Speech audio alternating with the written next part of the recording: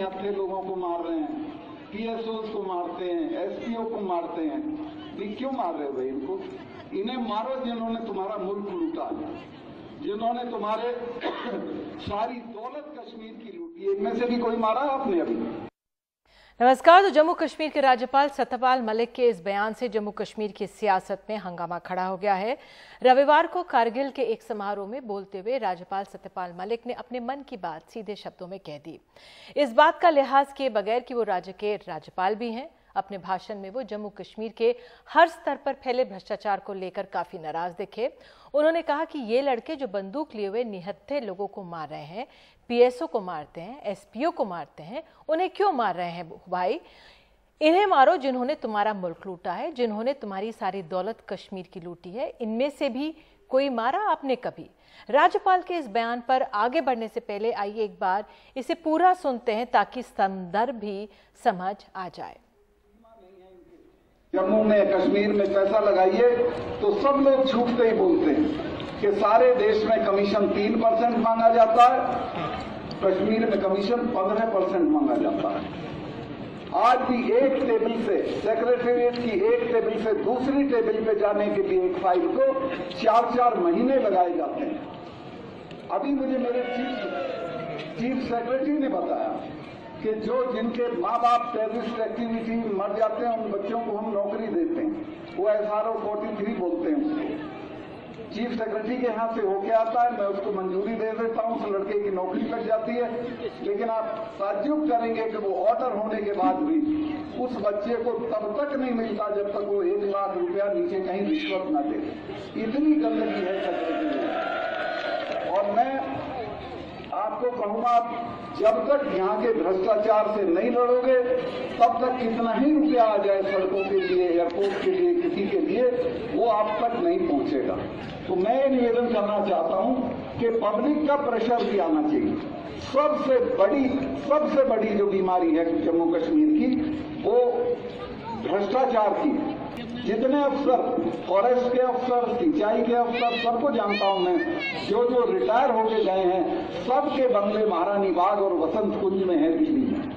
इन सबों को अगर मेरे हाथ में हो सारे देश का इंतजाम तो इन पे मैं मुकदमे चला के जेल में भेजूं और इनकी सारी दौलत वापस ले लूं गरीब लोगों की। इतनी गुर्बत, लद्दाख में गुर्बत है, यहाँ गुर्बत है, श्रीनगर में तो गुर्बत की कोई सीमा नहीं है, जिसको डाउनटाउन कहते हैं, जो शहर का सबसे पुराना हिस्सा है, उसकी गरीबी का बखान करने के लिए मेरी जबान पर पाबंदी। चूंकि बता नहीं सकता वो लोग पेट पालने के लिए क्या क्या करते हैं। लेकिन जो अय्याश लोग, ये जो बड़े बड़े खानदान जिन्होंने कश्मीर को चलाया है, इनकी दौलत की कोई सीमा नहीं है। इनका एक घर यहाँ है, एक बंगला दिल्ली में है, एक बंगला दुबई में है, एक बंगला लंदन में है, और दुनिया की सब जगह इनके बंगले हैं, सब जगह इनके इन्वेस्टमेंट हैं। कोई होटल है बड़ा जम्मू कश्मीर का, श्रीनगर का, उसके बारे में पता करते हैं तो फला नेता का इसमें हिस्सा है, किसी दूसरी बिल्डिंग में पता करते हैं तो इस नेता का इसमें हिस्सा है। सब में हिस्सेदारी है। और आम आदमी बहुत बुरी तरह, कश्मीर का आम आदमी भुगत रहा है। जो कश्मीर से मेरा मतलब सिर्फ वैली नहीं है, बल्कि पूरे जम्मू कश्मीर और आपके खित्ते के लोग बहुत गुर्बत में रहे हैं और आपका रुपया खा के लोग बहुत आराम से रह रहे हैं। मेरा तो बस नहीं चाहिए लड़के जो बंदूक लिए हुए फिजूल निहत्थे लोगों को मार रहे हैं, पीएसओ को मारते हैं, एसपीओ को मारते हैं। ये क्यों मार रहे हो भाई इनको? इन्हें मारो जिन्होंने तुम्हारा मुल्क लूटा, जिन्होंने तुम्हारे सारी दौलत कश्मीर की लूटी है। इनमें से भी कोई मारा आपने अभी? ये फिजूल में अपनी जान गंवा रहे हैं, कुछ नहीं निकलना इससे। बंदूक से कोई चीज हासिल नहीं होगी, क्योंकि हिंदुस्तान में बंदूक के जरिए सरकार को कोई नहीं झुका सकता। तो राज्यपाल सत्यपाल मलिक के इस बयान को लेकर तुरंत राजनीतिक प्रतिक्रिया हुई। नेशनल कॉन्फ्रेंस के नेता उमर अब्दुल्ला ने ट्वीट कर अपनी नाराजगी जताई। उन्होंने लिखा, इस ट्वीट को संभाल कर रख लें। आज के बाद अगर जम्मू कश्मीर में मुख्यधारा के किसी भी नेता ये सेवारत या सेवानिवृत्त अधिकारी की हत्या होती है तो मानिए वो राज्यपाल सत्यपाल मलिक के स्पष्ट आदेशों पर मारा गया है। ये व्यक्ति जो एक जिम्मेदार व्यक्ति है और एक संवैधानिक पद पर है, आतंकवादियों को भ्रष्ट माने जाने वाले नेताओं को मारने के लिए कह रहा है। गैर कानूनी हत्या की इजाजत देने से पहले इस व्यक्ति को पहले दिल्ली में अपनी खुद की साख का पता कर लेना चाहिए। तो उमर अब्दुल्ला के पिता और नेशनल कॉन्फ्रेंस के सांसद फारूक अब्दुल्ला ने थोड़ी सतर्कता के साथ अपनी प्रतिक्रिया दी। आइए सुनते हैं उन्होंने क्या कहा। गवर्नर साहब के पास काफी इन्फॉर्मेशन होगी, इसलिए उन्होंने बयान दिया है। मगर मेरी एक इल्तिजा है कि हमारे डीजी साहब बयान देते हैं कि साहब यात्रु आए, कोई खतरा नहीं है। उनको ये बयान देना नहीं चाहिए, क्योंकि यात्रियों को कोई भी खतरा नहीं है, न कभी था न कभी होगा। जब ये बयान ऐसा देते हैं तो लगता है कि लोगों में डर पैदा करने की कोशिश करते हैं। उधर पीडीपी के सांसद नजीर अहमद ने भी राज्यपाल के बयान का खंडन किया है। कहा है कि अगर किसी ने राज्य का नुकसान किया है तो उसे जेल में भेजा जाना चाहिए, लेकिन इतने बड़े पद पर बैठकर किसी की हत्या करने जैसी गैर जिम्मेदाराना बात राज्यपाल को नहीं करनी चाहिए। ये उन्हें शोभा नहीं देता। आइए सुनते हैं। हम कश्मीरी लोग जो हैं, हम 30 साल से मर रहे हैं गोली से। हम बार बार ये गोली से लोगों को मारेंगे, कश्मीरी को मारेंगे, इस बात ठीक नहीं है। अगर गवर्नर साहब ने ऐसा कहा तो हम इसको कंडेम करते हैं। अगर कोई किसी ने स्टेट को नुकसान किया है, उसको इसके लिए कानून है, उसको कानून के तहत जेल में डाला जाएगा। लेकिन गोली बंद कर दो, गोली वहाँ नहीं चलेगी कश्मीर में। हम गोली, लेकिन विवाद बढ़ने के बाद अब वो सफाई दे रहे हैं कि उन्होंने गुस्से में आके कहा और जो करप्शन है उस आधार पर कहा। ये देखिए, वो एक अच्छे ऐसे ओहदे पर रहे हैं मलिक साहब, जो स्टेट को हेड करते हैं। जब उनको भी गुस्सा आएगा और गुस्से में बात करेंगे तो फिर हम क्या कर सकते हैं? ये तो गलत बात है। तो इस मामले में विवाद बढ़ने पर बाद मीडिया राज्यपाल सत्यपाल मलिक की प्रतिक्रिया लेने पहुंचा तो वो अपने बयान पर सफाई देते दिखे। कहा कि गवर्नर के तौर पर उन्हें ऐसा नहीं कहना चाहिए था, लेकिन ये उनकी निजी सोच है। वो अपनी साख पर उमर अब्दुल्ला द्वारा खड़े किए गए सवाल का जवाब देने से भी नहीं चुके। उन्हें राजनीतिक नौसिखिया बता दिया। आइए सुनते हैं। एज ए कॉन्स्टिट्यूशनल हेड मुझे इसको अवॉइड करना चाहिए था, लेकिन मैं अपने गुस्से और फ्रस्ट्रेशन में, चूंकि मैं 1 साल से यहां देख रहा हूं, जो चीज खोदता हूं उसमें ये लोग मिलते हैं। मैं ताज में कहीं कॉफी पीने कहीं भी जाऊंगा, इसमें उनका हिस्सा है साहब, ललित में इनका हिस्सा है, किसी में किसी का हिस्सा है।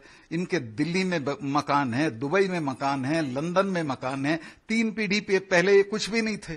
तो उससे आदमी बहुत उद्वेलित होता है। तो वो एक गुस्से में, बल्कि वो पूरे अगर स्टेटमेंट को आप प्ले करेंगे उसमें इतना सा है, पर यस, चूंकि वो वायलेंस से ताल्लुक रखता है, वो मुझे अवॉइड करना चाहिए था। उसके लिए मुझे अफसोस है। लेकिन मैं अगर गवर्नर ना हूं तो जरूर कहूं और उसकी जो सजा हो उसको भुगतूं। तो ये पूरा मामला सियासी कहासुनी में कहीं खो ना जाए, इसलिए उस मुद्दे पर ध्यान देना भी जरूरी है जिसे राज्यपाल सत्यपाल मलिक ने उठाया। इसमें कोई दो राय नहीं कि जम्मू कश्मीर के सरकारी तंत्र में भ्रष्टाचार हावी है, लेकिन ये भ्रष्टाचार देश के किस राज्य में नहीं है? सिर्फ जम्मू कश्मीर को ही अलग कर क्यों देखा जाना चाहिए? दिल्ली स्थित एक think tank centre for media studies की 2017 की रिपोर्ट में देश के 20 राज्यों में भ्रष्टाचार पर सर्वे के नतीजे जारी किए गए।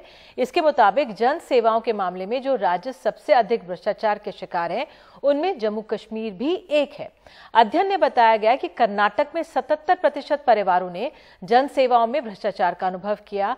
आंध्र प्रदेश ने 74%, तमिलनाडु में 68%, महाराष्ट्र ने 57%, जम्मू कश्मीर में 44%, पंजाब में 42% और गुजरात में 37% परिवारों ने जन सेवाओं के भ्रष्टाचार के अनुभव की बात कही, जबकि देश भर में औसत 31% है। उधर सेंटर फॉर मीडिया स्टडीज की 2005 की अगर रिपोर्ट को अगर देखें तो उस समय सबसे भ्रष्ट राज्यों में बिहार 74% के साथ सबसे ऊपर था। उसी साल जम्मू कश्मीर 69%, उड़ीसा 60%, राजस्थान में 59% और तमिलनाडु में भी 59% परिवारों ने जन सेवाओं में भ्रष्टाचार का अनुभव किया। जिन राज्यों में 1/3 से ज्यादा परिवारों का ये व्यक्तिगत अनुभव है कि राज्य सरकारें भ्रष्टाचार से निपटने के लिए बिल्कुल भी प्रतिबद्ध नहीं है, उनमें कर्नाटक, हरियाणा, दिल्ली, बंगाल और राजस्थान के साथ जम्मू कश्मीर भी है। 2017 के इस अध्ययन के मुताबिक जम्मू कश्मीर के सिर्फ 22% लोगों को लगा है कि राज्य सरकार भ्रष्टाचार से निपटने के लिए काफी गंभीर थी, जबकि 43% लोगों को लगा कि राज्य राज्य सरकार भ्रष्टाचार से निपटने के लिए कुछ हद तक ही गंभीर थी। उधर केंद्र सरकार को लेकर जम्मू कश्मीर के लोगों की राय काफी बेहतर दिखी। 2017 के इस सर्वे में राज्य के 45% लोगों को लगा कि केंद्र सरकार भ्रष्टाचार से निपटने के लिए काफी गंभीर थी, जबकि 33% लोगों को लगा कि केंद्र सरकार भ्रष्टाचार से निपटने के लिए कुछ हद तक ही गंभीर थी। ये आंकड़े 2 साल पुराने हैं। 2016 के मुकाबले 2017 में जम्मू कश्मीर में 34% परिवारों को लगा कि भ्रष्टाचार बढ़ा है, 40% परिवारों को लगा कि भ्रष्टाचार घटा है और 26% परिवारों को लगा कि भ्रष्टाचार जहां का तहां है। तो क्या 2018 की एक रिपोर्ट के अनुसार, अब इस पे आप गौर कीजिए, खादी एंड विलेज इंडस्ट्रीज के प्रमुख और इंटीग्रेटेड चाइल्ड डेवलपमेंट स्कीम के संचालकों को परिवारवाद के चलते ओहदे मिले? क्या कानून के सचिव ने हल्ले के बाद जांच की बात कही लेकिन लिखित ऑर्डर नहीं दिए? क्या कश्मीर पब्लिक सर्विस कमीशन और राष्ट्रीय माध्यमिक शिक्षा अभियान की स्कीम में फायदा राजनीतिक और भ्रष्टाचार से जुड़े लोगों को मिला? क्या राज्य में बेरोजगारी 24.6% पर है 18 से 29 साल की उम्र के लोगों में, जबकि देश में बेरोजगारी की औसत 13.2% है? क्या राज्य को 1.14 लाख करोड़ 17 साल के दौरान मिले, यानी 2000 से 2016 के बीच, जो 10% है सेंट्रल ग्रांट का जो सारे राज्यों को मिलता है? यानी 2011 के सेंसस के अनुसार इस राज्य की आबादी अगर 1.25 करोड़ है तो प्रति व्यक्ति 91,300 रुपए मिले। वहीं यूपी जहां सबसे ज्यादा आबादी है वहां 4,300 रुपए प्रति व्यक्ति मिले इसी दौरान। तो क्या राज्य सरकार को कैग द्वारा गंभीर अनियमितताओं के कारण फटकारा गया है? क्या टारगेटेड पीडीएस में 17 करीब 18 करोड़ के अनाज की गड़बड़ी हुई है? बहरहाल ये सवाल हमारे सामने है। देश के नए गृह मंत्री राज्य में पहुंचते हैं, लेकिन वो राजनीतिक दलों के प्रमुखों से नहीं मिलते, वे ग्रामीण और पंचायती स्तर के नेताओं से मुलाकात करते हैं। किस ओर बढ़ रहा है ये राज्य, आज हम समझने की कोशिश करेंगे प्राइम टाइम में।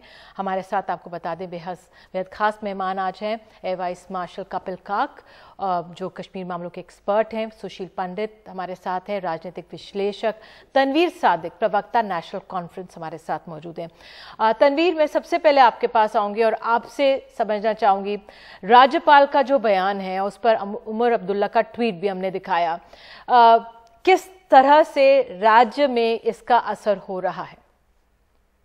देखिए नीति, बहुत इंपॉर्टेंट है कि ये जम्मू कश्मीर एक नॉर्मल स्टेट नहीं है। आप समझ सकते हैं पिछले 30 वर्षों से यहाँ एक मिलिटेंसी हो रही है, हालात खराब है, बहुत सारे लोग मारे गए हैं, यहाँ की जो इंफ्रास्ट्रक्चर है वो डैमेज हो गया। हर किसी जितना भी जो भी फील्ड ऑफ लाइफ है वो मुतासिर हुआ है, डैमेज हुआ है, डिस्ट्रॉय हुआ है। अब आप ये समझिए कि जब भी यहाँ जम्मू कश्मीर में डेवलपमेंट की बात आती है और फिर लॉ एंड ऑर्डर होता है, तो वो जो डेवलपमेंट की बात होती है वो बैक बर्नर पे जाती है, फिर हम सब लोग लॉ एंड ऑर्डर और यहाँ की सिचुएशन को ठीक करने में लगते हैं। अब हमारे यहाँ जो राज्यपाल आए हैं उनको अभी 1 साल भी पूरा नहीं हुआ, वो खुद एडमिट करते हैं कि वो फ्रस्ट्रेट हो चुके हैं। इससे ये पता चलता है आपको कि उसकी यह जम्मू कश्मीर एक नॉर्मल स्टेट नहीं है। अगर एक गवर्नर भी फ्रस्ट्रेट हुआ हो, लेकिन एक फ्रस्ट्रेशन में एक ऐसी बात करना जिससे वो पूरे मेन स्ट्रीम पॉलिटिशियंस को एक खतरे में ला रहा है। अब आप देखिए, आज के बाद अगर कोई भी मारा गया, बहुत अच्छी लेबल उस पर लगेगी, ये जी करप्ट है इसीलिए इसको मारा गया। दैट मीन्स जो मिलिटेंसी है, जिसके लिए सारी पैरामिलिट्री पुलिस सब लोग इसमें लगे हुए थे कि मिलिटेंसी को खत्म करने का, वो तो अब बैक बर्नर में गया। अब जो भी मारा जाएगा वो कहेंगे ये जी करप्ट था इसीलिए they have all the right to kill someone. अब एक वो चीज, दूसरी चीज, ये अनफॉर्चुनेटली गवर्नर जो होता है वो एक कॉन्स्टिट्यूशनल हेड है, he has to be very neutral, बहुत न्यूट्रल होता है। अब जब वो पॉलिटिकल पार्टी के मेन स्ट्रीम पॉलिटिकल लीडर्स को टारगेट करेगा तो वो तो सीधा लगता है कि वो एक एजेंडा के साथ यहाँ आए और अपना एजेंडा आगे कर रहा है। काश इस वक्त एक गवर्नर का रूल ये होता कि किसी तरीके से थोड़ी सेम्बलेंस ऑफ नॉर्मलसी आती और इलेक्शन करवा फिर लोगों तक छोड़े, जो लोग चाहेंगे जिसको इलेक्ट करेंगे। कल अगर गवर्नर साहब ही उनकी पार्टी का कोई लड़े, वो जीते, वो जमहूरियत तो वही है ना। पर बार बार मेन स्ट्रीम पॉलिटिशियंस को टारगेट करना, उनको बिलिटल करना, ये एक इसमें पूरा एक एजेंडा लगता है, जो कि मुझे लगता है बहुत अफसोसनाक है। और जो वो जुवेनाइल है, मेरे हिसाब से वो जुवेनाइल स्टेटमेंट है। एक बच्चा ही गुस्से में आकर जुवेनाइल स्टेटमेंट्स दे सकता है। बहुत अफसोसनाक है जो उनका स्टेटमेंट था। ठीक है काक सर, मैं आपसे जानना चाहूंगी, वो एक संवैधानिक पद पर है, हिंसा की बात उनको बिल्कुल नहीं करनी चाहिए थी, ये बात एक तरह से उन्होंने मानी भी है, लेकिन वो कहते हैं ये मेरी निजी राय है। क्या किसी संवैधानिक पद पर व्यक्ति को एक निजी राय हो सकती है? बिल्कुल नहीं। मैं समझता हूँ कि ये एक इनका जो स्टेटमेंट है शोभा नहीं देता है कि राज्यपाल सरकार के, उस सरकार के बहुत ही सेंसिटिव सरकार है जम्मू कश्मीर, और उसके बाद तो खैर अच्छी बात है कि उन्होंने माना कि ये गुस्से में थे, फ्रस्ट्रेटेड थे। ये और ही सीरियसनेस दिखा रहा है कि अगर राज्यपाल गुस्से में हैं, फ्रस्ट्रेटेड हैं, 1 साल भी नहीं हुआ उनको कश्मीर से जुड़े हुए, और हम यहाँ पे सुशील और मैं तो खैर 20 साल से कश्मीर के साथ जुड़ा हुआ हूँ, स्टूडियोज़, टेलीविज़न, न्यूज़पेपर्स, राइटिंग्स, तो ये भी देखने में आता है कि ये सरकार के नुमाइंदे हैं और ये भी एक चाल में फंसे हुए हैं। मैं एक्सप्लेन करना चाहता हूँ कि मैं तनवीर के साथ बिल्कुल सहमत हूँ कि इस वक्त आइसोलेशन हो रही है जो मुख्य धारा की लीडरशिप है जम्मू कश्मीर में, और मुख्य धारा लीडरशिप ने ही कश्मीर को एक प्रेसिपिस से भारत के साथ जोड़ा है। आप पीछे जाइए, 60 साल पीछे जाइए, यही मुख्य धारा। हम पीडीपी तो खैर 20 साल की है, मगर नेशनल कॉन्फ्रेंस, कांग्रेस, ये पार्टीज हैं जिन्होंने कश्मीर के साथ जोड़ा हुआ है।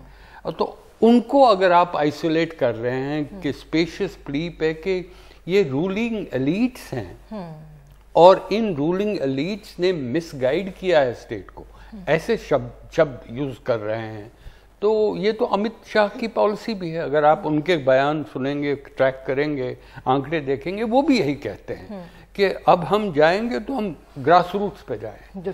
आप स्टेट के इलेक्शंस नहीं करते, क्यों?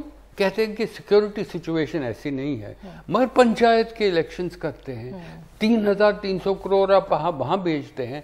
तो मेरी दृष्टिकोण की स्ट्रैटेजी अगर मैं समझता हूं, मैं तो पॉलिटिकल एनिमल हूं नहीं, मगर ये समझता हूं कि पॉलिसी बड़ी अच्छी है उनके दृष्टिकोण से कि आप जो मुख्य धारा की पार्टीज है उनको हटा दीजिए, आइसोलेट कीजिए, जैसा भी कर सकते हैं। जो जम्मू की मुख्य धारा पार्टी है वहां तो बीजेपी इनकी पार्टी है, उसको आप जितना मजबूत कर सकते हैं करिए।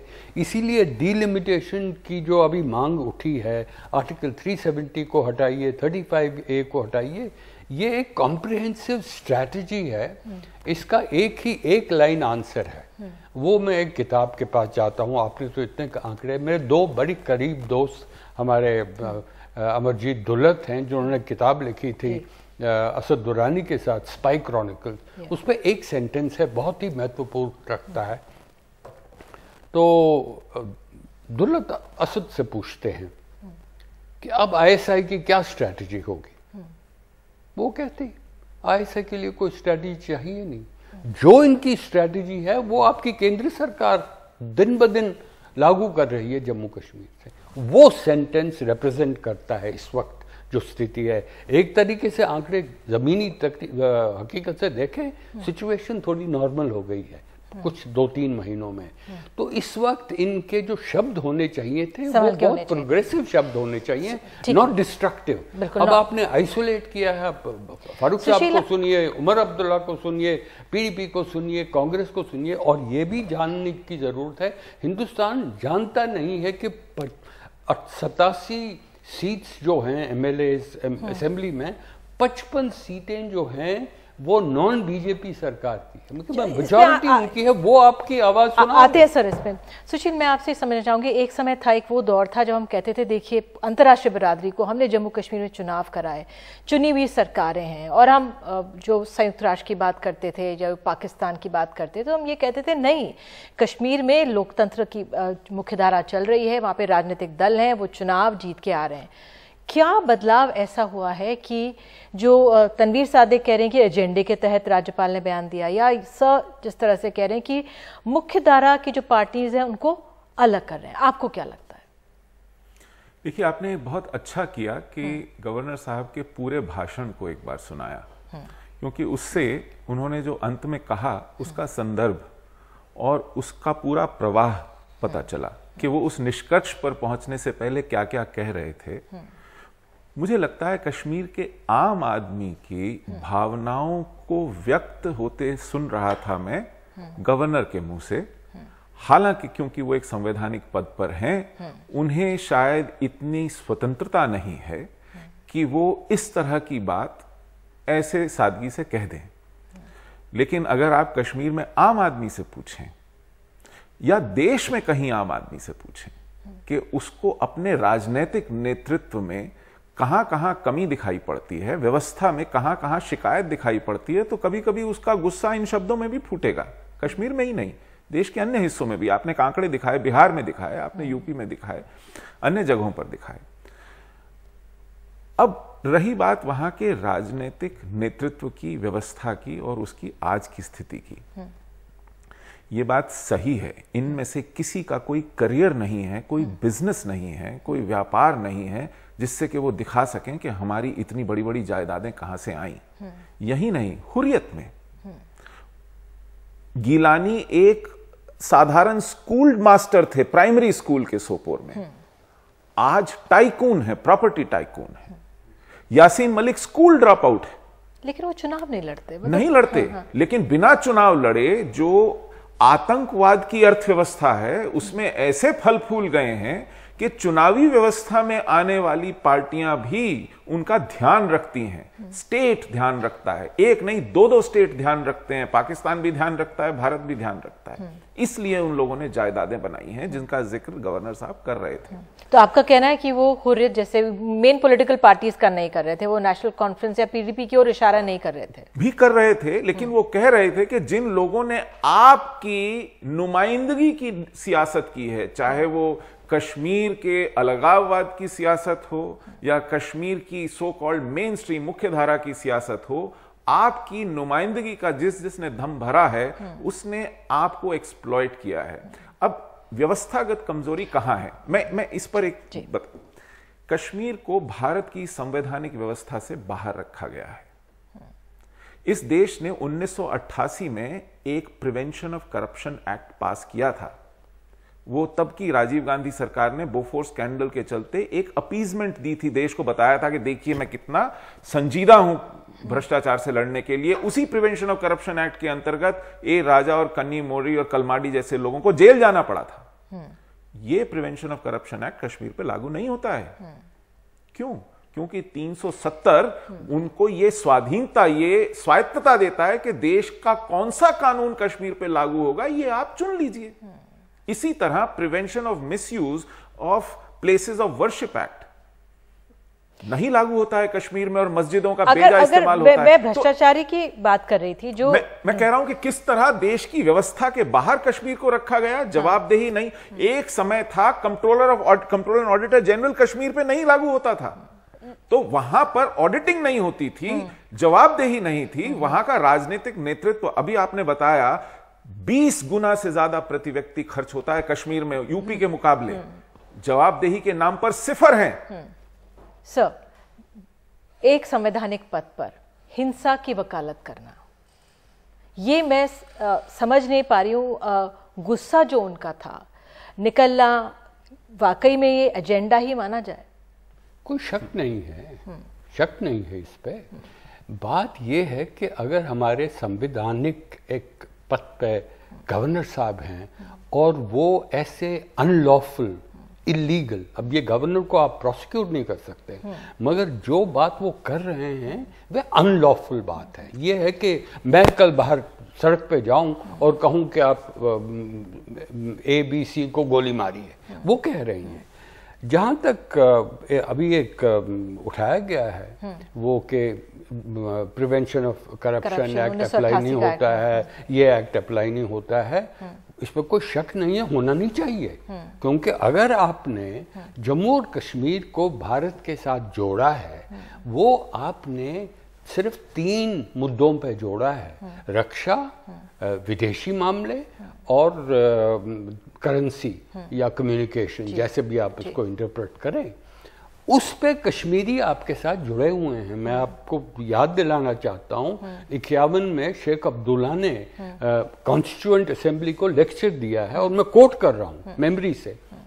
उन्होंने कहा, अंग्रेजी में शब्द करूंगा, 2 सेंटेंसेस, नॉर्मली द रियासत of Jammu and Kashmir under the principles of partition of India should have gone to Pakistan, but we have chosen to go along with India. These are his exact words. Because of Indian secularism, because we know we will be safer and happier in India. ये safety पे क्या compromise हो रहा है? Hold on, नहीं, मुझे 2 बातें और सुनिए, ये जुड़ी हुई हैं बातें। भ्रष्टाचार की शुरुआत अभी नहीं हुई है, एनसीओ और पीडीपी से नहीं हुई है, शुरुआत की गई भारत से, कश्मीर में, क्योंकि कश्मीरियों को भारत के साथ जोड़ने के लिए भ्रष्टाचार नंबर 1 पॉइंट था। दूसरा पॉइंट था पपेटाइजेशन ऑफ रेजीम्स आप बनाएंगे, बख्शी को हटाइए, दूसरे को लाइए, सादिक को निकालिए, मीर कासिम को ले आइए। इसके लिए आपको जो ये संवेदनशीलता जो संवेदन है, कॉन्स्टिट्यूशन है, संविधान, उस पे आपने क्या किया? ये कह रहे हैं कि आपके अप्लाई नहीं कर रहे हैं प्रिंसिपल्स। 370 जो आर्टिकल इस वक्त एक ढांचा है, जो भी उसके, हमने सुना गृह मंत्री ने क्या बोला उस पे। राहुल, जो इस मामले में जो राज्यपाल का बयान को गैर जिम्मेदाराना तो माना ही जाना चाहिए कि नहीं माना जाना चाहिए, जिस तरह से उन्होंने कहा, और इसका असर, क्योंकि उन्होंने तो कह दिया ये मेरा निजी बयान है, मुझे नहीं कहना चाहिए था, लेकिन इसका दूरगामी असर वहां पे क्या होगा, क्या उन्होंने ये नहीं सोचा? निधि जी, ये उन्होंने स्वयं माना है कि वो प्रवाह में बहते बहते ऐसा कह गए जो उनके पद को के गरिमा के अनुसार या संवैधानिक पद की संवेदनशीलता के अनुसार नहीं था। ये उन्होंने स्वयं माना है, ऐसा नहीं है कि इसके ऊपर मैं अलग से टिप्पणी करूं। उन्होंने मान लिया और हमें सुन। लेकिन इशू ये है, क्या गवर्नर का इस तरह का भाषण या बयान किसी के लिए, खासकर आतंकवादी जिहादी के लिए ब्रह्मवाक्य है? क्या वो गवर्नर के इंस्ट्रक्शंस की प्रतीक्षा कर रहा है कि गवर्नर अगला निशाना उनको क्या बताएंगे और वो वहां जाके मारेंगे? अगर गवर्नर के बात का इतना वजन होता तो वो कब के हथियार डाल चुके होते। सादिक, राज्यपाल के बयान को गंभीरता से क्यों लेंगे आतंकवादी? ये सुशील का सवाल है। देखिए, पहले मैं एक चीज बताऊंगा। सुशील का एक बहुत अच्छी आदत है कि ये मुद्दे पे कभी नहीं आएंगे, ये पूरे इधर उधर की डिस्कशन करके बाद में यहां लाएंगे। बट चलिए, आई रिस्पेक्ट उनका जो पॉइंट ऑफ व्यू है। अब जहां तक इनने, पहले मैं एक सिर्फ बात का जवाब दूंगा, जहां तक करप्शन की बात की थी इनने, गवर्नर साहब खुद एक हेड है, he is not only a constitutional head, वो पूरे इस रियासत के हेड है। एंटी करप्शन ब्यूरो उनके हाथ में है, जितने भी एजेंसीज है उनके हाथ में है। अगर कोई करप्शन करता है, उनको सिर्फ एक फोन उठाकर उसको उसके खिलाफ एक्शन करवा सकते हैं। ये एक पावर होता है एक गवर्नर का। बट अगर एक गवर्नर कहता मैं फ्रस्ट्रेट हो चुका हूं, मुझे खुद नहीं पता मैं क्या कर रहा हूं, तो वो तो गवर्नर रहने के लायक ही नहीं है। पहले एक कॉन्स्टिट्यूशनल हेड है वो, ये छोटी बात नहीं है। और दिल्ली से जम्मू कश्मीर तक अपनी हुकूमत है, ना कोई पॉलिटिकल पार्टी बीच में है, ना कुछ है। दिल्ली में मोदी साहब हैं और जम्मू कश्मीर में सत्यपाल मलिक साहब हैं। दोनों एक ही चीज है, कोई मना नहीं करेगा। किसी पे करप्शन चार्जेस है, सीधे अरेस्ट करे उस पे। लेकिन यहाँ प्रॉब्लम ये कह रहे हैं सीधे अरेस्ट कर सकता, ये कह रहे हैं कि भाई राज्यपाल को सिर्फ फोन उठाना है जी, क्योंकि यहाँ स्थिति नॉर्मल नहीं है। कर्नाटका की तरह, जैसे येदियुरप्पा पे एक केस था, कोर्ट में केस था, कोर्ट ने डिसाइड किया। जम्मू कश्मीर में फोन उठा के कर सकते थे राज्यपाल अगर वो चाहे तो। इसी भाषण में इन्हीं गवर्नर महोदय ने कहा है कि मैं आदेश देता हूं, चीफ सेक्रेटरी अपॉइंटमेंट लेटर के लिए आदेश देता है, लेकिन वो मिलने से पहले 1 लाख रुपए की रिश्वत देनी पड़ती है उस व्यक्ति को। आप देखिए, 1 मिनट इनसे कहिए कि जब कोई और बोले तो बार बार बीच में न टोकें, सुन लें एक बार, धैर्य के साथ सुन लें। तो यदि गवर्नर कह रहे हैं कि मेरे प्रशासनिक आदेशों की अवहेलना इसी व्यवस्था के अंदर होती है, उसका कारण यह है कि यह प्रशासन कुछ सीमाएं बांधता है। वहां पर आपको उस तरह के कानून, या फिर बोलना शुरू कर रहे हैं क्योंकि ये सुनना नहीं चाहते असलियत कश्मीर की, ये कश्मीर की असलियत सुनना नहीं चाहते। कंक्लूडिंग रिमार्क्स के लिए आपके पास आऊंगी। आपके पास टारगेट करना एक बहुत इनको किसी बहस में भाग लेने की तमीज होनी बढ़िया, चाहिए। देखिए, वो वहां की व्यवस्था हाथ बांधती है, वहां के कानून इतने लचर हैं, वहां की व्यवस्था इतनी लचर है। ये गवर्नर खुद कह रहे हैं कि मैं इस कारण हताश हूं, मैं इस कारण कुंठित हूं क्योंकि मेरे भी हाथ बंधे हैं, एक सीमा है, इसलिए वहां की व्यवस्था को दुरुस्त करना आवश्यक है। 370 के तहत ऐसे कानून देना आवश्यक है। ठीक, आप कह रहे कानून। जी तनवीर को फुल फ्रेम बताइए। जी फ्रस्ट्रेट हो तो पूरी प्रजा का क्या होगा? आप जानते हैं, एक बार मिसेस गांधी ने यहां से पूरा इंडियन एयरलाइंस का प्लेन लोड भेजा था इनकम टैक्स ऑफिसर्स को वहां पर रेड्स डालने के लिए। नेशनल कॉन्फ्रेंस की सरकार थी, शेख अब्दुल्ला की सरकार थी, 1981 की बात है। लोग स्ट्रेचर्स पे वापस आए थे, फ्रैक्चर होकर के स्ट्रेचर्स पे वापस लाए गए थे, उनकी इतनी पिटाई की गई थी, वहां की पुलिस की निरीक्षण में गुंडे भेजे गए थे नेशनल कॉन्फ्रेंस के। कोई गलती करता है, आप कह रहे हैं कि क्यों नहीं करप्शन को टैकल किया जा सकता? उस पर मुकदमा करे। प्रॉब्लम ये आती है जब यहाँ के लोग 30 सेकंड में कंक्लूडिंग रिमार्क्स नहीं, आपने ठीक है, कंक्लूडिंग रिमार्क्स सर। पहले आप एंकर बनिए, क्योंकि 2 एंकर बन गए, एक तो सुशील और दूसरा क्योंकि इन दोनों की आवाजें बहुत जरूरी हैं। बात ये है कि कश्मीर में भ्रष्टाचार का मुद्दा नहीं है पिछले 30 साल में। नहीं, अब आप हंसेंगे, हंसते रहिए, मुझे कोई फर्क नहीं पड़ता। बिल्कुल, ये अहम सवाल है। नहीं, मुझे 2 मिनट और चाहिए। नहीं, सही बात है। पॉलिटिक्स की बात है। कश्मीर में जब तक आप पॉलिटिकली इशू को अप्रोच नहीं करोगे, जो युवा है साउथ कश्मीर में मरते रहेंगे, विधवा बेचारी माएं रोती रहेंगी, बहनें अपने भाइयों के लिए रोती, मुझे तो रोजमर्रा की बात है। सुशील बात कर रहे हैं कश्मीर की, उससे पूछे गया कब है कश्मीर, बता तो दे। बिल्कुल, वाकई में क्या सबसे बड़ी समस्या इस राज्य की? वो आप नहीं कर रहे हैं, वो आप भ्रष्टाचार, सारे हिंदुस्तान में भ्रष्टाचार है। ये और राज्यों से अलग राज्य नहीं है। क्यों इसके बारे में इतना उत्तेजित होकर गृह मंत्री को हमने संसद में सुना, कितने उत्तेजित होकर बोल रहे थे। तो ये राज्य है, इसके लिए हमारा ध्यान भी सबसे ज्यादा है, हम उम्मीद भी इस राज्य से करते हैं। लेकिन देने के नाम पर जब हम पैसे की बात नहीं कर रही हूँ, मैं भावनाओं की बात कर रही हूँ, मैं एक उस तरह की बात कर रही हूँ कि जो एक संवेदनशीलता दिखे। जी निधि जी, वो क्यों गायब दिखती है? इस वजह से निधि जी, आप भ्रष्टाचार और वहां पर जो राजनीतिक आतंक समस्या जो है, उसका मैं पुल बता रहा हूं कहां है। मुझे कश्मीर से निकले 30 साल हो गए। उन 30 सालों में वहां का रियल एस्टेट 100 गुना बढ़ गया है। मुझे आप एक जगह बताइए कि जहां पर सवाल का जवाब तो दे, जहां पर राजनीतिक अस्थिरता और हिंसा बन गए, उसका कारण यह है कि भ्रष्टाचार इतना सर चढ़ के बोल रहा है, इतना अनाप शनाप पैसा है वहां पर कि वहां जो लोग जमीनें खरीद रहे हैं, पूरे कुछ हाथों में संचित है, कुछ हाथों में संचित है। क्यों हमारी वहां पे सारी फोर्सेस लगी हुई हैं? अगर सिर्फ भ्रष्टाचार एक प्रॉब्लम है तो फोर्सेस की क्यों जरूरत है? क्योंकि उसकी और जरूरतें हैं। जी हाँ, वहां आतंक है। और उस आतंक को भ्रष्टाचार पोषित करता है, उस आतंक को भ्रष्टाचार प्रश्रय देता है। यही तो उन लोगों ने शॉपिंग मॉल्स बना लिए हैं, वहां भ्रष्टाचार की एक अर्थव्यवस्था बन गई है। बदकिस्मती इस वजह से उसे टूटना मुश्किल है। ये वही जुबान बोल रहे हैं जो अमित शाह और मोदी साहब बोल रहे हैं। वहां सिर्फ भ्रष्टाचार है, 30 साल सिर्फ भ्रष्टाचार चल, सारे हिंदुस्तान में भ्रष्टाचार, उसकी कोई परवाह नहीं है। मगर कश्मीर में भ्रष्टाचार है।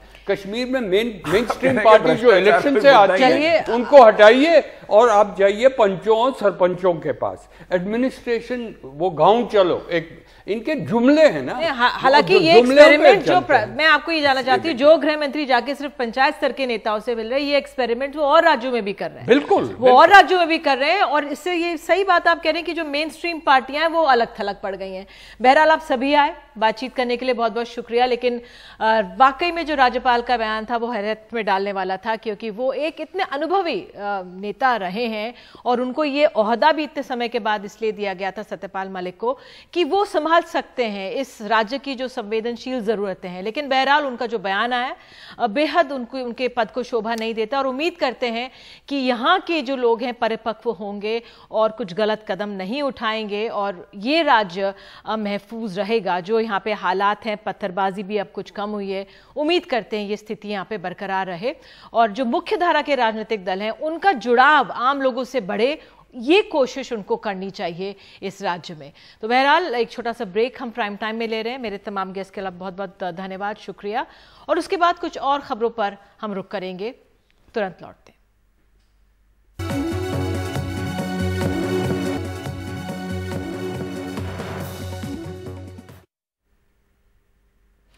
क्या मोदी सरकार ने सूचना के अधिकार कानून को कमजोर किया है? सोमवार को लोकसभा में 4 घंटे तक चली बहस के दौरान विपक्षी दलों ने सूचना के अधिकार कानून में संशोधन करने के सरकार के फैसले पर यह सवाल कई बार उठाए। विपक्षी दलों के भारी विरोध के बावजूद ये बिल लोकसभा में बहुमत से पारित जरूर हो गया, लेकिन इसके खिलाफ संसद के अंदर और बाहर विरोध तेज हो रहा है। अब ये मांग उठ रही है कि इस बिल को राज्यसभा में पेश करने से पहले सिलेक्ट कमेटी के पास भेजा जाए, को पारित किया जाए। लोकसभा में करीब 4 घंटे चली बहस और विपक्ष के विरोध के बीच आखिरकार आरटीआई संशोधन बिल पारित हो गया। सरकार ने दलील दी कि आरटीआई कानून में बदलाव जरूरी है। In this act, section 12(4) is the one which deals with the autonomy. That is being left untouched. उसकी तो कोई बात ही नहीं हो रही। And section 12(3) है, which deals with the selection of information commissioner. वो जो लगाने वाला या नियुक्ति करने वाला प्रावधान है वो तो वैसे का वैसे ही है। इस संशोधन बिल में सूचना आयुक्तों के कार्यकाल और वेतन को केंद्र सरकार के दायरे में लाए जाने का विपक्ष विरोध कर रहा है। सूचना आयुक्तों का कार्यकाल पहले 5 साल का हुआ करता था और चुनाव आयुक्तों के बराबर वेतन होता था। कांग्रेस, डीएमके, बीजेडी, तृणमूल कांग्रेस और बसपा समेत कई विपक्षी दलों ने इसका जमकर विरोध किया।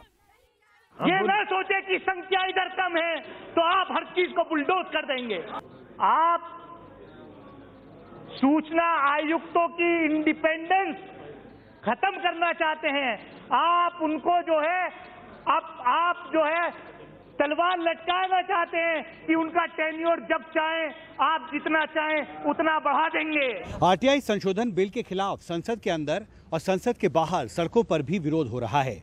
इस बीच अब ये मांग उठने लगी है कि इस बिल को राज्यसभा में चर्चा के लिए पेश करने से पहले बेहतर होगा कि इसे सदन की सेलेक्ट कमेटी के पास भेजा जाए, जहां इस बिल के नए प्रारूप पर राजनीतिक सहमति बनाने की नए सिरे से एक नई कोशिश की जाए। सिलेक्ट कमेटी को भेजना जरूरी है। सिलेक्ट कमेटी इसको स्कैनिंग करेंगे, स्कैनिंग करके इसको पार्लियामेंट में पेश करेंगे। बातचीत यहाँ तक कि राज्यसभा में बीजेपी नेता भी बिल को सेलेक्ट कमेटी को भेजने के पक्ष में दिखे। सेलेक्ट कमेटी में जाएगा, नया विचार होगा, सभी पार्टी के लोग उसमें रहते हैं, अब फिर अपना वो तो ठीक, उसको हम ठीक मानते हैं।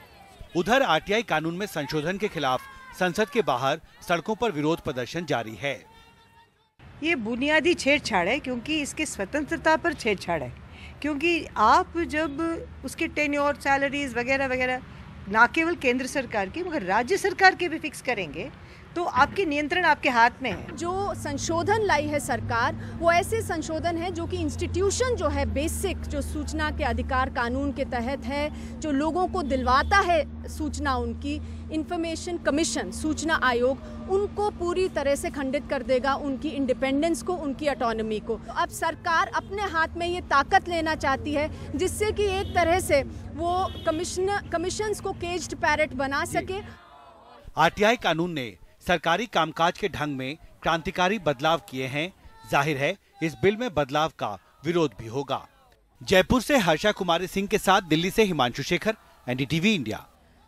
भारतीय अंतरिक्ष अनुसंधान संस्थान इसरो ने देश को गर्व करने का एक और बड़ा मौका दिया है। इसरो के अब तक के सबसे महत्वाकांक्षी मिशन चंद्रयान 2 का शानदार आगाज हुआ है। श्रीहरिकोटा के लॉन्च पैड से GSLV Mark 3 रॉकेट इस उपग्रह को लेकर उड़ा और उसने कुछ ही देर में उपग्रह को पृथ्वी के ऊपर उसकी निर्धारित कक्षा में स्थापित कर दिया। कुछ दिन पृथ्वी का चक्कर लगाकर ये चांद की ओर अपने सफर पर आगे बढ़ेगा। इसरो के इस सबसे कठिन अभियान के गवाह बने हमारे साइंस एडिटर पल्लव बागला की रिपोर्ट देखिए। 2:1:0 दोपहर 2:43 पर भारत का GSLV Mark 3 आसमान में लपटें छोड़ता हुआ ऊपर उठा। चंद्रयान 2 को उसने धरती की कक्षा में स्थापित कर दिया। इसके पहले 15 जुलाई को इसरो को इस प्रक्षेपण का मौका चूक गया था। जब एक छोटी सी गड़बड़ी की वजह से महज 56 मिनट पहले लॉन्च टालना पड़ा। ये गड़बड़ी इसरो ने 48 घंटे में दूर कर ली। Now, having injected the satellite or Chandrayaan-2 in the intended orbit and better than that orbit, and we will work together and will ensure that we making that the Indian flag flying high in this specific technology area. इस दूसरी कोशिश में जैसे ही 20 घंटे चली उल्टी गिनती पूरी हुई। 44 मीटर लंबा और 640 टन का ये Bahubali geosynchronous satellite launch vehicle mark 3 Chandrayaan 2 को कक्षा में ले गया।